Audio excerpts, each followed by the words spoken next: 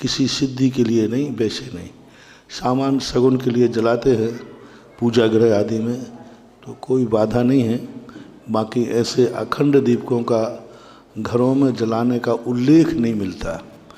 मंदिरों में तो मिले हैं, लेकिन घरों में अखंड ज्योति आदि जलाने की कोई आगम में, शास्त्रों में, देवताओं के विमानों में, चक्रवर्ती के घरों में ऐसा कोई उल्लेख हमें अभी तक देखने में नहीं आया। फिर भी शगुन के रूप में जलाएं तो जलाएं, लेकिन ज़रूरी नहीं है, क्योंकि निरंतर घरों में अनुष्ठान निरंतर होते रहने से, क्योंकि गृहस्थी के हिसाब से चलती है, उसमें निरंतर अनुष्ठान होने से विपरीत परिस्थितियों से उसकी टकराहट होती है।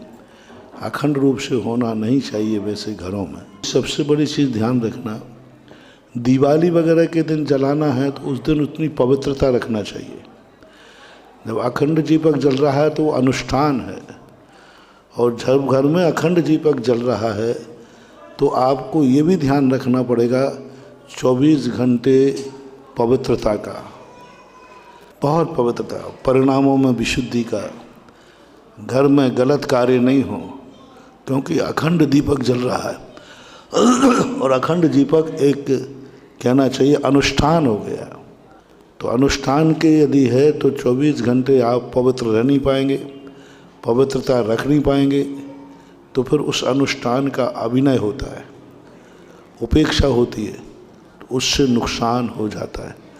कभी विशेष कार्यक्रम में दिवाली आदि पर जलाने से, तो उस समय तो आप लोग वैसे ही विशुद्ध होते हैं, दिवाली का दिन है, सब लोगों के परिणाम अच्छे होते हैं, भगवान का दिन है।